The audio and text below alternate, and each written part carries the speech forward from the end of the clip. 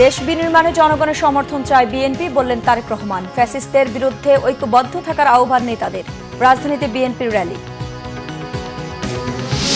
জাতীয় নির্বাচন আয়োজনে ইসিকে প্রধান উপদেষ্টার কার্যালয়ে চিঠি। ফেব্রুয়ারির প্রথমার্ধে জাতীয় নির্বাচন, ডিসেম্বরের তফসিল জানিয়েছেন সিইসি। রাজনৈতিক দলের সাথে আলোচনা ছাড়া প্রধান উপদেষ্টার একতরফা নির্বাচনী টাইমলাইন ঘোষণা করেছেন অভিমত জামায়াতের। ফেব্রুয়ারিতে ভোটে আপত্তি নেই এনসিপির। জুলাই আন্দোলনের প্রথম শহীদ আবু সাইদ হত্যার বিচার শুরু। গণহত্যা মামলায় শেখ হাসিনার বিরুদ্ধে পঞ্চম সাক্ষীর সাক্ষ্য গ্রহণ।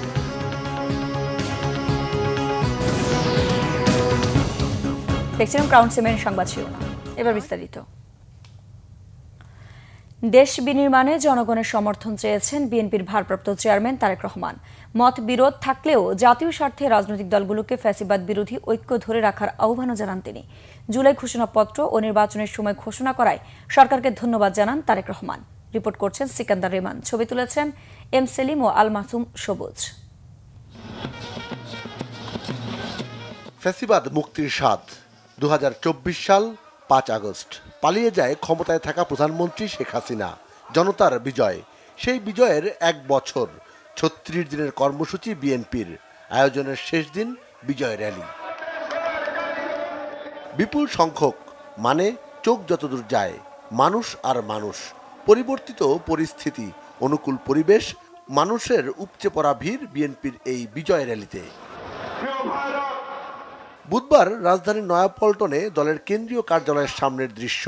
নেতাদের চোখে মুখে উজ্জ্বলতা, শান্তির বার্তা, জনগণের প্রতি আহ্বান। গণতন্ত্রের সকল পক্ষকে সাথে নিয়ে সংস্কারের সাথে আমরা এগিয়ে যাব। এই রাষ্ট্রকে ইনশাআল্লাহ পৃথিবীর বুকে শক্তিশালী সমৃদ্ধ রাষ্ট্রে পরিণত করব।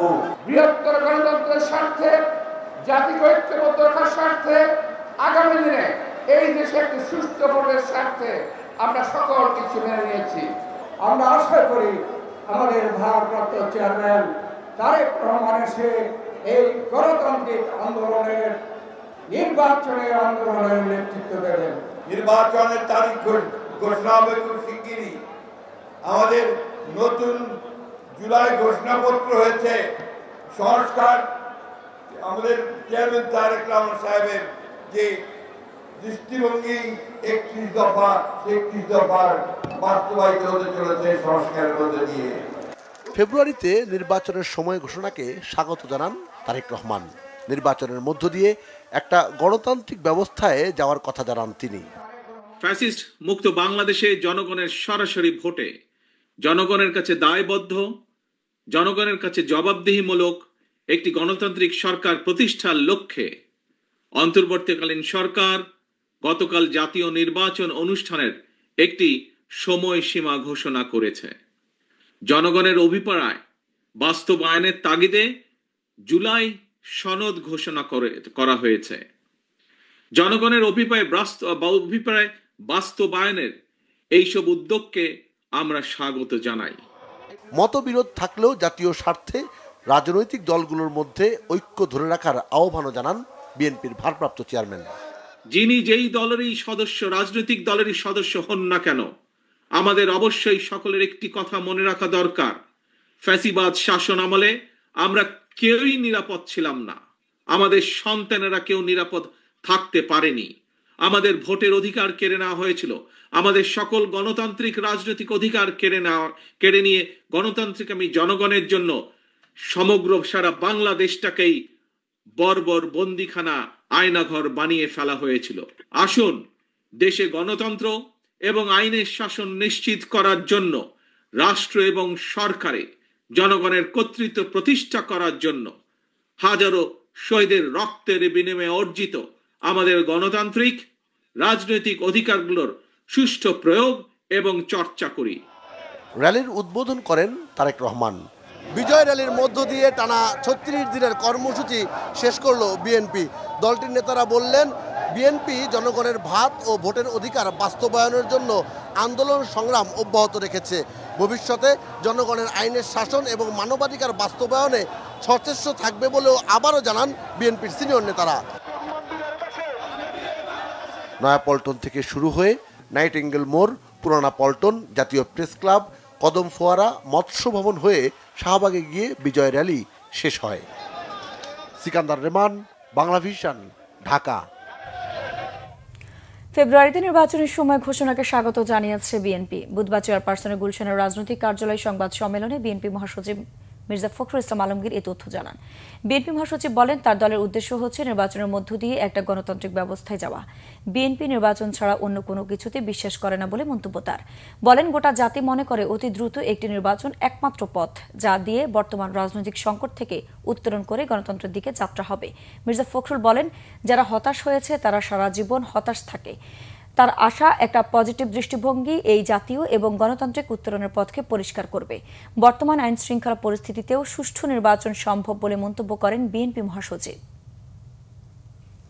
2026 সালের ফেব্রুয়ারি মাসে রোজা শুরুর আগে জাতীয় সংসদ নির্বাচন আয়োজনের জন্য সকল প্রস্তুতি সম্পন্ন করতে নির্বাচন কমিশনকে চিঠি দিয়েছে প্রধান উপদেষ্টার কার্যালয়।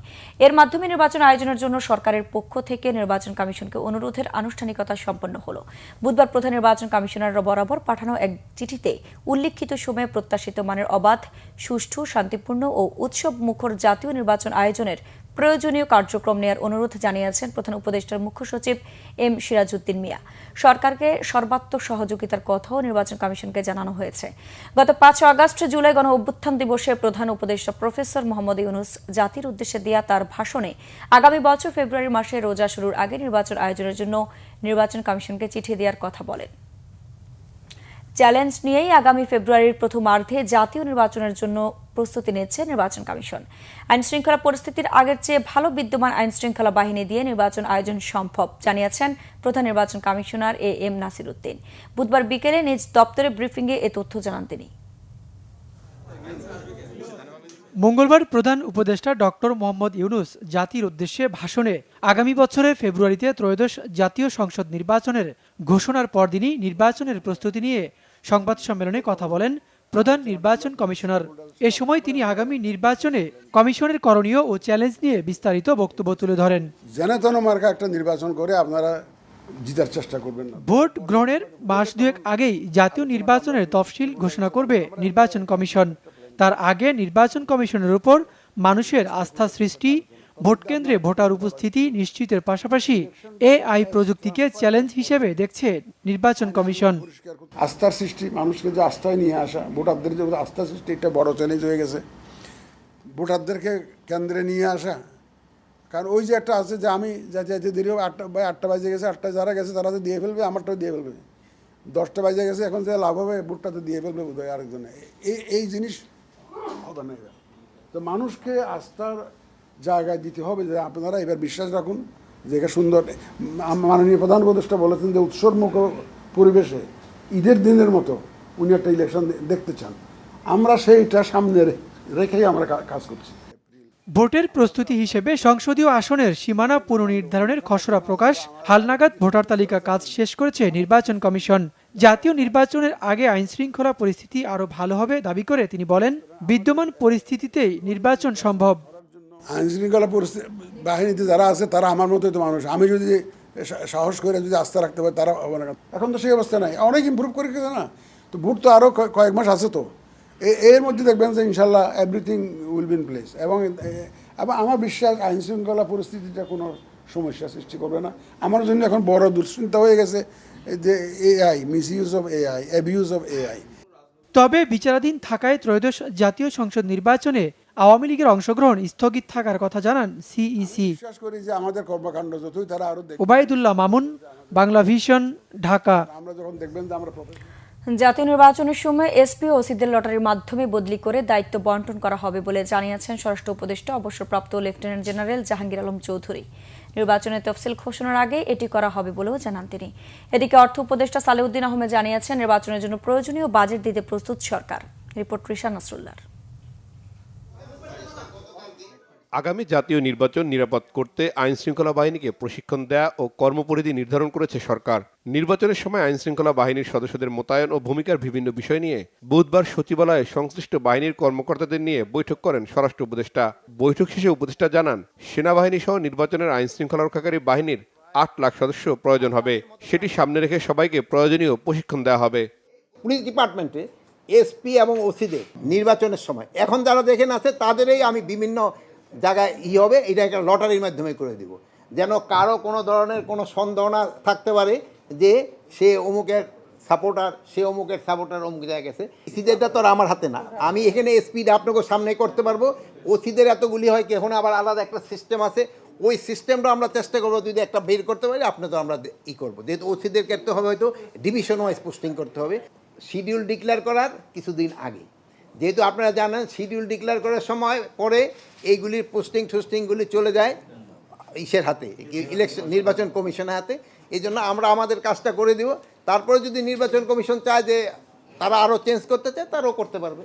এদিকে ক্রয় সংক্রান্ত উপদেষ্টা পরিষদের বৈঠক শেষে অর্থ উপদেষ্টা সাংবাদিকদের জানান, নির্বাচন আয়োজনে অর্থ ছাড়ের বিষয়টি চূড়ান্ত করেছে সরকার। নির্বাচনের বাজেট তো নির্বাচনে যা অর্থ লাগে সেটা তো আমরা সব এটা দেবো, সেটা তো কোনো ব্যাপার নেই। নির্বাচনের বাজেট মানে আমি যেটা বাজেটে রেখেছি, তারপরে যদি অনেক কিছু তাদের সে কন্টিনজেন্সি থাকে, বাড়তি কিছু থাকে, সেটা কোনো ক্রমেই তো আমরা এসে করবো না, না না না, এটা এখন শুরু হলো, আজকে থেকে হয়তো ওরা এক্সারসাইজ করতেছে, আজকে থেকে তো কাজ শুরু হলো নির্বাচনের। অর্থ উপদেষ্টা বলেন, অন্তর্বর্তী সরকারের 1 বছরের অর্থনীতি অনেকটা স্বস্তির জায়গায় এসেছে। মার্কিন বাজারে শুল্ক আরেকটু কম হলে ভালো হতো বলেও মন্তব্য করেন তিনি। রিশান নাসরুল্লাহ, বাংলা ভিশন, ঢাকা। নির্বাচনের সময়সূচি ঘোষণার ইঙ্গিত দেয় বাংলাদেশকে সাধারণ নির্বাচনের পথে এগিয়ে নিয়ে যাচ্ছে অন্তর্বর্তী সরকার। বুধবার রাষ্ট্রীয় অতিথি ভবন যমুনায় প্রধান উপদেষ্টা অধ্যাপক মোহাম্মদ ইউনূসের সাথে বিদায়ী সাক্ষাতে নেদারল্যান্ডস দূতাবাসের বিদায়ী মিশন প্রধান আন্দ্রে কার্স্টেন্স এমন কথা বলেন। জুলাই সরকার পতনের পর একটি ক্রান্তিকালীন বাংলাদেশকে পরিচালিত করার ক্ষেত্রে ডক্টর ইউনূসের নেতৃত্বের প্রশংসা করেন কার্স্টেন্স। তিনি গণতান্ত্রিক সংস্কার এবং জাতীয় ঐক্য প্রতিষ্ঠায় ইউনূসের প্রচেষ্টার কথা উল্লেখ করে বলেন, মানুষ আপনাকে মনে রাখবে। নেদারল্যান্ডস দূতাবাসের বিদায়ী মিশন প্রধান জুলাই ঘোষণাপত্রের প্রশংসা করেন। এটিকে জুলাইয়ের গণ অভ্যুত্থানের আকাঙ্ক্ষার সাথে জাতির ঐতিহাসিক প্রেক্ষাপটের সেতু সংযোগ করার ক্ষেত্রে একটি গুরুত্বপূর্ণ পদক্ষেপ হিসেবে বর্ণনা করেন তিনি। সৌজন্য সাক্ষাতে চলমান রোহিঙ্গা সংকট এবং সেপ্টেম্বরে অনুষ্ঠিতব্য এ বিষয়ে আন্তর্জাতিক সম্মেলন নিয়ে আলোচনা করেন। রাজনৈতিক দলগুলোর সাথে আলাপ আলোচনার ঐতিহ্য ভেঙে প্রধান উপদেষ্টা একতরফা নির্বাচনের টাইমলাইন ঘোষণা করেছেন বলে মন্তব্য করেছেন জামায়াতে ইসলামী নায়েবে আমির ডাক্তার সৈয়দ আবদুল্লাহ মোহাম্মদ তাহের। বুধবার রাজধানীতে এক সংবাদ সম্মেলনে তিনি বলেন, নির্বাচনের উপযুক্ত পরিবেশ এখনও তৈরি হয়নি। সরকারকে জুলাই সনদের ভিত্তিতে ভোট গ্রহণের দাবি জানান তিনি। নির্বাচনের যে তারিখ ঘোষণা হয়েছে, এটা আমাদের আমির জামাতের যে টাইমলাইন বলেছিল সেটাকে এটা স্যাটিসফাই করে এবং আমরা এই নির্বাচনকে ইতিবাচকভাবে দেখি। কিন্তু নির্বাচনের আগে আমরা যে কয়েকটি দাবি দিয়েছি, এই দাবিগুলো পূরণ হওয়া অপরিহার্য। আমরা মনে করি পিআর পদ্ধতিটা হচ্ছে বাংলাদেশের সুষ্ঠু নির্বাচনের জন্য একটা মাইল ফলক হতে পারে। তার প্রথম যুক্তিটা হচ্ছে 54 বছরের ট্র্যাডিশনাল পদ্ধতির যে নির্বাচন, এই নির্বাচন তো আমরা সুষ্ঠু হইতে দেখি নাই।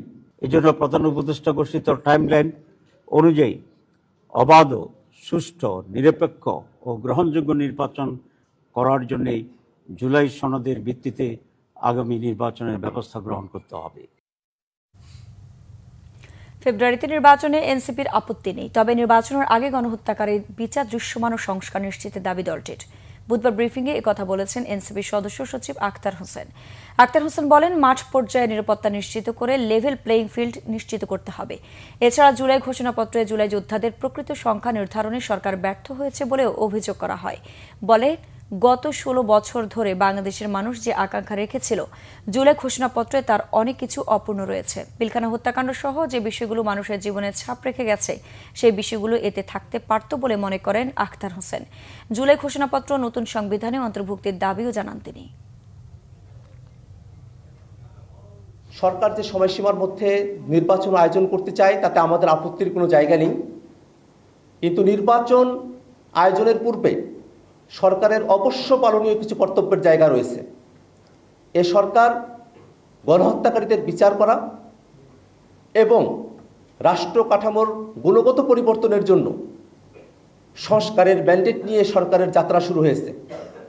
অতএব নির্বাচনের পূর্বেই সংস্কার, বিচারকে দৃশ্যমান করা, মাঠ প্রশাসনের নিরপেক্ষতা নিশ্চিত করা, লেভেল প্লেইং ফিল্ড নিশ্চিত করার নিশ্চয়তা আমাদেরকে দিতে হবে।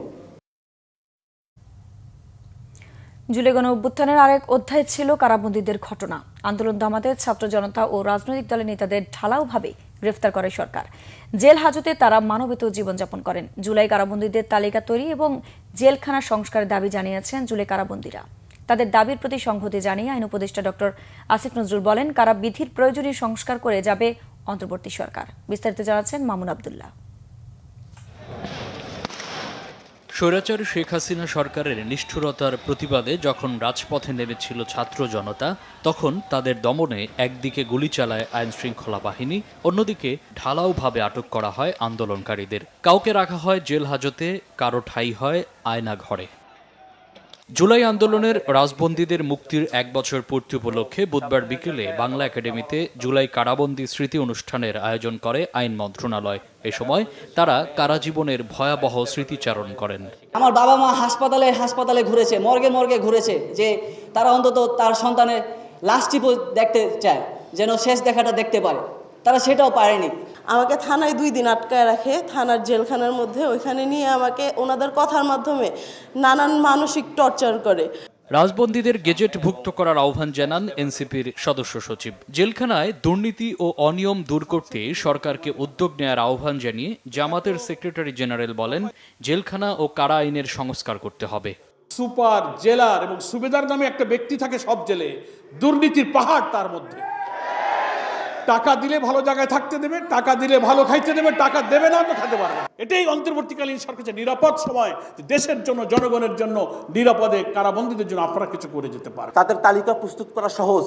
সকলের নামগুলো তালিকাবদ্ধ করে গ্যাজেটভুক্ত করে সরকার জন্য রাজবন্দীদেরকে সম্মানিত করেন। পরে জুলাই কারাবন্দীদের তালিকা জুলাই জাদুঘরে সংরক্ষণ এবং কারাবিধির সংস্কারের আশ্বাস দেন আইন উপদেষ্টা। পরিবেশ ও বন উপদেষ্টা বলেন, শেখ হাসিনার আমলে পুরো দেশটাই জেলখানা ছিল। হাসিনার সময় পুরোটা দেশই তো একটা জেলখানা ছিল। আপনি কথা বলতে পারতেন না, আপনি চিন্তা করতে পারতেন না। অনেক রাতে হয়তো বা দেখা যেত আসিফ ভাই রিক্সা করে একটু অনেক রাতে আমার বাসায় আসছে একটা গোপন কথা বলার জন্য। সে গোপন কথাটা কিছুই না, যে এটা এরকম চলছে, আমরা কি করতে পারি, আমরা কেমন করে এটার প্রতিবাদ জানাতে পারি।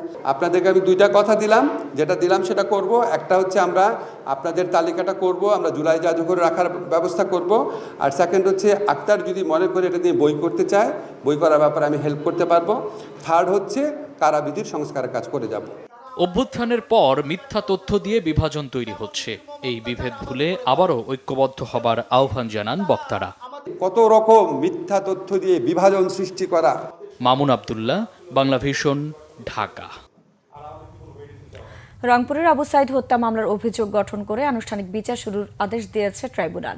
আসামিদের অব্যাহতির আবেদন খারিজ করে আগামী 27 ও 28 আগস্ট সূচনা বক্তব্য ও সাক্ষ্য গ্রহণের তারিখ নির্ধারণ করা হয়েছে। এদিকে গণহত্যা মামলায় শেখ হাসিনা সহ 3 জনের বিরুদ্ধে 4র্থ ও 5ম সাক্ষীর সাক্ষ্য ও জেরা শেষ করে পরবর্তী সাক্ষ্য গ্রহণ 17 আগস্ট নির্ধারণ করেছে ট্রাইব্যুনাল। বিস্তারিত জানাচ্ছেন মোবাশ্বের আহমদ। স্বৈরাচারের রক্তচক্ষুর সামনে বুক চিতিয়ে দাঁড়িয়েছিল আবু সাইদ। তার মৃত্যুতে দাবানলের মতো ছড়িয়ে পড়া কোটা সংস্কার আন্দোলন পরবর্তীতে পতন ঘটায় ফ্যাসিবাদের। এই ঘটনায় আবু সাইদের ভাই ট্রাইব্যুনালে অভিযোগ দাখিল করেন। গত 30 জুন প্রসিকিউশন আনুষ্ঠানিক অভিযোগ দাখিল করলে ওই দিন তা আমলে নেয় ট্রাইব্যুনাল। বুধবার ট্রাইব্যুনালে উপস্থিত ছিলেন মামলায় গ্রেফতার 6 আসামি। পরে অভিযোগ গঠন করে বিচার শুরুর আদেশ দেন বিচারক। গঠিত অভিযোগের বিপক্ষে আসামিদ্বয় তাদের নির্দোষিতা প্রকাশ করেছেন এবং বলেছেন যে তারা ন্যায় বিচারের স্বার্থে বিচার ক্লেম করেন। এদিকে জুলাই গণঅভ্যুত্থানে মানবতা বিরোধী মামলায় সাবেক প্রধানমন্ত্রী শেখ হাসিনা ও সাবেক স্বরাষ্ট্রমন্ত্রী আসাদুজ্জামান খান কামালের বিরুদ্ধে সাক্ষী দিয়েছে বেগম রোকেয়া বিশ্ববিদ্যালয়ের নারী শিক্ষার্থী ও বেসরকারি টেলিভিশনের এক সাংবাদিক। শেখ হাসিনার বিরুদ্ধে 5টা চার্জ আছে, তার মধ্যে অন্যতম চার্জ হচ্ছে আবু সাইদ। এই অন্যতম চার্জে আবু সাইদের চার্জে আজ 2 জন সাক্ষী দিয়েছে। পরবর্তী ধার্য তারিখ 17 তারিখ ধার্য হয়েছে পরবর্তী সাক্ষ্য গ্রহণের জন্য, আগস্টের 17। এছাড়া রামপুরাতে কার্নিশে ঝুলে থাকা ব্যক্তিকে গুলির ঘটনায় সাবেক ডিএমপি কমিশনার হাবিবুর রহমান সহ 5 জনের বিরুদ্ধে ট্রাইব্যুনালে তদন্ত প্রতিবেদন জমা দিয়েছে তদন্ত সংস্থা। মোবাশ্বের আহমেদ, বাংলা ভিশন, ঢাকা। জুলাই গণ অভ্যুত্থানের প্রথম বর্ষপূর্তিতে রাষ্ট্রীয় গুরুত্বপূর্ণ কর্মসূচিতে অংশ না নিয়ে কক্সবাজার সফর করায় কেন্দ্রীয় 5 নেতাকে কারণ দর্শানোর নোটিশ দিয়েছে জাতীয় নাগরিক পার্টি এনসিপি। নোটিশে বলা হয়, সফর সম্পর্কে রাজনৈতিক পরিষদকে পূর্বে কোনো তথ্য বা ব্যাখ্যা প্রদান করা হয়নি।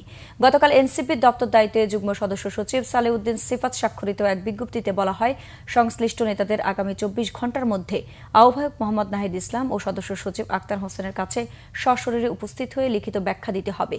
শোকজ পাওয়া 5 শীর্ষ নেতা হলেন এনসিপির দক্ষিণাঞ্চলের মুখ্য সংগঠক হাসনাত আবদুল্লাহ, উত্তরাঞ্চলের মুখ্য সংগঠক সার্জিস আলম, মুখ্য সমন্বয়ক নাসির উদ্দিন পাটোয়ারি, জ্যেষ্ঠ যুগ্ম সদস্য সচিব ডাক্তার তাসনিম জারা ও যুগ্ম আহ্বায়ক খালিদ সাইফুল্লাহ। দলের নেতারা জানিয়েছেন, বিষয়টি দলের শৃঙ্খলার পরিপন্থী হিসেবে দেখা হচ্ছে। ব্যাখ্যা সন্তোষজনক না হলে সংগঠনের নীতি অনুযায়ী ব্যবস্থা নেওয়া হতে পারে। মঙ্গলবার জুলাই গণ অভ্যুত্থানের প্রথম বর্ষপূর্তি ও রাষ্ট্রীয় গুরুত্বপূর্ণ দিবসে দলের 5 কেন্দ্রীয় নেতা ব্যক্তিগত সফরে কক্সবাজার সফরে যান। অর্থ উপদেষ্টা ডক্টর সালেউদ্দিন আহমেদ জানিয়েছেন, ফেব্রুয়ারিতে জাতীয় নির্বাচন, তাই মেয়াদের বাকি সময় সংস্কার করে দেশকে যতটা সম্ভব এগিয়ে নিতে চায় অন্তর্বর্তী সরকার। বলেন, ব্যাংক খাত এখনও ঝামেলার মধ্যে আছে। আওয়ামী সরকারের আমলে দেশের ব্যাংক খাতে যা হয়েছে পৃথিবীর কোথাও এমনটা হয় না। বুধবার রাজধানীতে কৃষি ব্যাংক স্টাফ কলেজে জুলাই পুনর্জাগরণ ও তারুণ্যের উৎসব উপলক্ষে দেশব্যাপী বৃক্ষরোপণ কর্মসূচির উদ্বোধনী অনুষ্ঠানে একথা বলেন অর্থ উপদেষ্টা। তিনি জানান, 80% পর্যন্ত ঋণ ব্যাংকের চেয়ারম্যান নিয়ে গেছে। সরকারের ভালো দিকগুলোর ক্ষেত্রে কোনো উৎসাহ না দিয়ে বরং ছোট ভুলগুলো বড় করে দেখানো হচ্ছে বলে অভিযোগ করেন অর্থ উপদেষ্টা। রাশিয়া থেকে তেল আমদানির জেরে এবার ভারতের উপর আরও 25% শুল্ক আরোপ করেছে যুক্তরাষ্ট্র। এতে ভারতীয় পণ্যে মার্কিন শুল্কের পরিমাণ বেড়ে দ্বিগুণ হয়ে দাঁড়িয়েছে 50%। বুধবার রাতে এক নির্বাহী আদেশে এই ঘোষণা দেন মার্কিন প্রেসিডেন্ট ডোনাল্ড ট্রাম্প। জানান, রাশিয়ার অপরিশোধিত তেল আমদানি অব্যাহত রাখার জন্য জরিমানা হিসেবে ভারতের উপর অতিরিক্ত 25% শুল্ক আরোপ করা হয়েছে। ফলে যুক্তরাষ্ট্রে ভারতীয় পণ্য আমদানির উপর মোট শুল্ক 50% পৌঁছালো, যা চীনের উপর শুল্কের চেয়ে 20% বেশি এবং পাকিস্তানের উপর শুল্কের চেয়ে 31% বেশি। অন্যান্য দেশ যারা প্রত্যক্ষ বা পরোক্ষভাবে রাশিয়া থেকে তেল কিনে ইউক্রেনের বিরুদ্ধে ভ্লাদিমির পুতিনের যুদ্ধে অর্থায়ন করবে, তাদের বিরুদ্ধেও একই ধরনের ব্যবস্থা নেওয়ার হুঁশিয়ারি দেন প্রেসিডেন্ট ট্রাম্প। ভারত সহ বিশ্বের বিভিন্ন দেশের উপর বাড়তি যে শুল্ক যুক্তরাষ্ট্র বসিয়েছে তা আজ থেকে কার্যকর হতে যাচ্ছে। সংবাদ শেষ করব ক্রাউন সিমেন্ট শিরোনামগুলো আরেকবার জানিয়ে। দেশ বিনির্মাণে জনগণের সমর্থন চায় বিএনপি, বললেন তারেক রহমান। ফ্যাসিস্টদের বিরুদ্ধে ঐক্যবদ্ধ থাকার আহ্বান নেতাদের, রাজধানীতে বিএনপির র্যালি। জাতীয় নির্বাচন আয়োজনে ইসিকে প্রধান উপদেষ্টার কার্যালয়ের চিঠি, ফেব্রুয়ারির প্রথমার্ধে জাতীয় নির্বাচন, ডিসেম্বরের তফসিল জানিয়েছেন সিএসসি। রাজনৈতিক দলের সাথে আলোচনা ছাড়া প্রধান উপদেষ্টা একতরফা নির্বাচনী টাইমলাইন ঘোষণা করেছেন। অভিমত জামায়াতে, ফেব্রুয়ারিতে ভোটে আপত্তি নেই এনসিপির। জুলাই আন্দোলনের প্রথম শহীদ আবু সাইদ হত্যার বিচার শুরু, গণহত্যা মামলায় শেখ হাসিনার বিরুদ্ধে 5ম সাক্ষীর সাক্ষ্য গ্রহণ।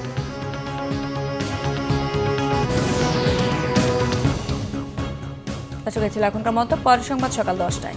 এর আগে নয়টা রয়েছে নিউজ টপ 10 দেখার আমন্ত্রণ রইল। এছাড়া বাংলা ভিশন সংবাদ ও সংবাদ সংশ্লিষ্ট অনুষ্ঠান দেখতে ভিজিট করুন www.bvnews24.com ও facebook.com/banglavisionnews এবং সাবস্ক্রাইব করুন youtube.com/banglavisionnews। ধন্যবাদ।